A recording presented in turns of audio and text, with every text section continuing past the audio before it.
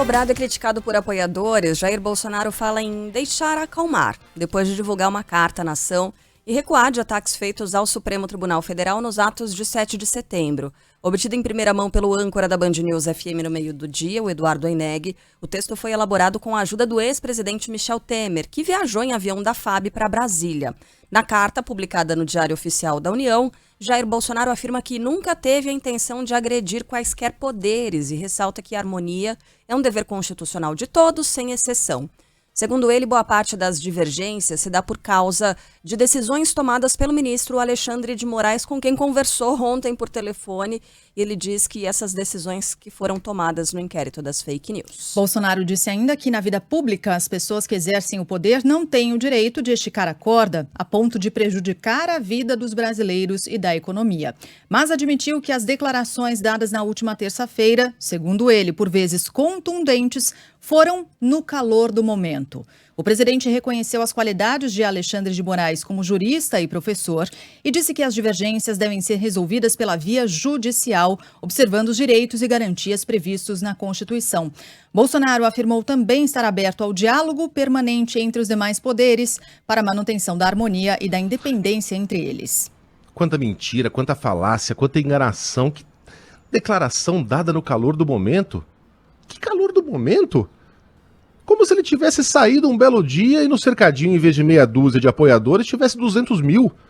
Como se esses movimentos não tivessem sido convocados por ele e pelos seus apoiadores e pelas suas penas de aluguel na imprensa, pelos seus ministros, durante semanas, durante mais de um mês. Como se ele não estivesse vendo ali, antes mesmo de subir no palanque, qual era o tom da manifestação daquela gente, os cartazes pela volta do AI-5, a intervenção militar, bonecos sendo pendurado, representando ali os ministros do STF, especialmente Alexandre de Moraes. Que calor do momento!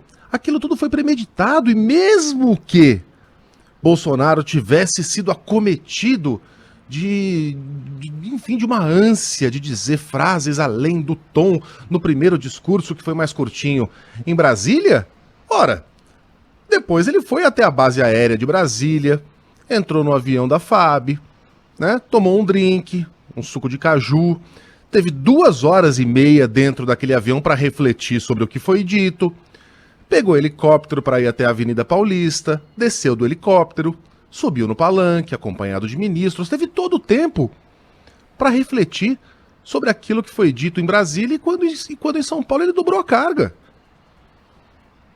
Que calor do momento! Até quando as pessoas vão se permitir serem feitas de trouxa pelo presidente? Um recado para essa gente toda aí. Às vezes a gente é feito de otário mesmo, né? Acontece, quem nunca, né, Sheila? Chega um 7-1 de fala mansa, geralmente um cara carismático, porque eles sempre são carismáticos. Sempre são boa praça, já reparou? O 7-1 sempre é um cara bacana, bom papo. Até porque se não fosse, eu não conseguia ser 7-1. Enrola a gente. E a gente é feito de trouxa agora. Chega uma hora que a gente tem que ter uma catarse, né? Uma epifania.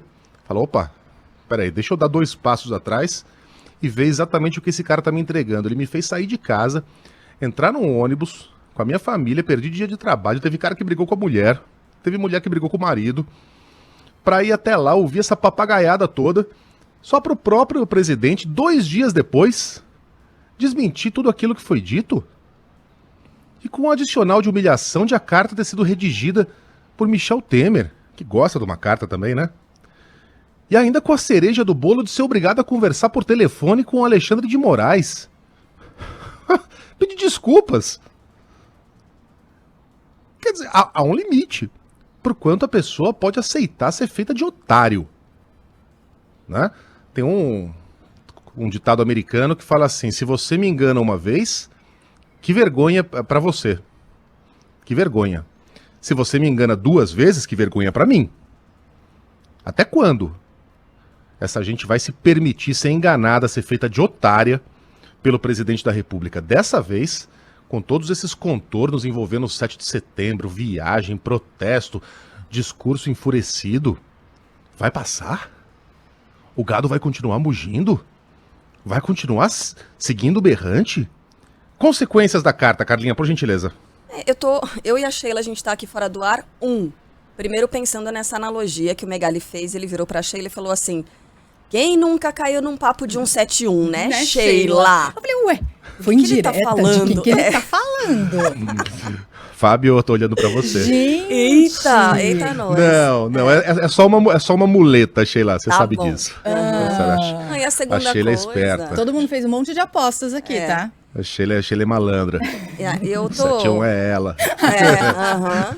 É uma coisa assim, um olhar meio irônico para tudo isso que está acontecendo, porque realmente, quantas vezes a gente já não viu isso acontecer, mas vamos combinar que a outra alternativa seria muito pior, né? Ainda bem que ele não incitou ninguém a invadir STF, não foi, Mas não, incitou, não né? enviou. Então, incitou. Mas incitou. Agora, a cobrança ela vem por quê, Megali? Por que a gente está falando de tudo isso? A gente começou falando na cobrança, porque a cobrança veio antes da carta. Né? O presidente da República ele ficou numa situação muito complicada porque quem deu andamento naqueles atos de ontem são as pessoas que ficaram revoltadas por causa desse tom brando. A gente está falando de gente que tem interpretação muito diferente para as coisas. Uma ala, que é essa ala, né, que a gente está vendo revoltada, que está cobrando o presidente da República, esperava no 7 de setembro um golpe mesmo. Esperava a invasão de STF, esperava... E aí que tá, né? Como a gente estava falando, que as pessoas às vezes não têm o domínio sobre os conceitos e sobre os processos. Eles acreditavam que o presidente da República por si poderia determinar estado de sítio, quando a gente sabe que não é assim, né? Quando ele falou eu vou convocar o Conselho da República. Então essas pessoas que fecharam as estradas ontem são pessoas que consideraram o discurso brando demais. Por outro lado, quem defende a democracia sabe que o tom foi muito acima, que aquilo ali não se faz, que crime de responsabilidade sim pode ser cogitado nessa situação. Então, no fim das contas, Jair Bolsonaro ficou mal para os dois lados. Isso que está acontecendo, que aconteceu ontem, a divulgação dessa carta, e também a gente vai falar sobre os BRICS mais tarde, né, sobre aquele discurso exaltando as negociações com a China. A importância da China para a matéria-prima, para as vacinas. E essa relação bilateral, gente, graças a Deus que isso está acontecendo. Vocês imaginam se fosse o contrário? Se ele tivesse chegado ali na cara do Xi Jinping e falar, porque vocês seus comunistas... Gente, pelo amor de Deus. Não, sem dúvida. Ainda bem mas que não a dá gente pra está tendo gente... essa sexta-feira branda. E, né? É verdade, Carla. E eu até imagino a pessoa pensando, escrevendo um Correio dos Elegantes, dizendo, mas você nunca tá feliz? Se o cara vai lá, estica a corda, você critica. Quando ele recusa... Escuta, eu jamais vou aplaudir a desfaçatez. Eu não vou aplaudir o zagueiro que dá uma cotovelada e quebra o nariz do adversário e depois levanta as duas mãos pro árbitro como se dissesse, não fui eu. Não fui eu. Eu não vou aplaudir o cara que matou 10, que botou a arma na cabeça. Tô fazendo uma comparação, eu sei, aqui exagerada, ou talvez não. Mas que faz sentido. O cara que foi lá, matou 10, botou a arma na cabeça de pai de família, e quando chega na delegacia, fica com o braço pra trás, com a cabeça abaixo, dizendo, sou trabalhador, sou trabalhador. Não é aplaudir, é o alívio da situação, entendeu? Sim, a outra alternativa era muito pior, tá muito longe não de havia aplaudir. Boa alternativa. Tá muito longe de aplaudir, não é isso não. Não, eu entendo o que você está dizendo, Carla. Eu acho que as pessoas têm que perceber o que está acontecendo, quem esteve lá principalmente, que se eles estão decepcionados com o presidente está muito mais com eles. Porque quando ele falava, o sinal estava dado. Você tem que dar o seu sangue, a sua vida, por aquilo que ele define como liberdade, tem que dar o seu sangue. Aquela era a senha. Vão lá, como um bando de galinhas furiosas, invadam lá aquele STF. Só que o pessoal... pacífico, só limitou-se a bater palma e falar mito, subiu no ônibus e foi embora pra casa. E teve gente que saiu da Paulista sem celular, tem ouvinte dizendo aqui, porque teve arrastão, né, ainda por cima. Foi um preju danado. Mas enfim, um pastelão, né? Vamos lá, em frente? Pastelão, Depois da divulgação da carta... Escreve aqui, Carlinha, o Pablo, crise entre os poderes da Band News FM. Tá louco, gente.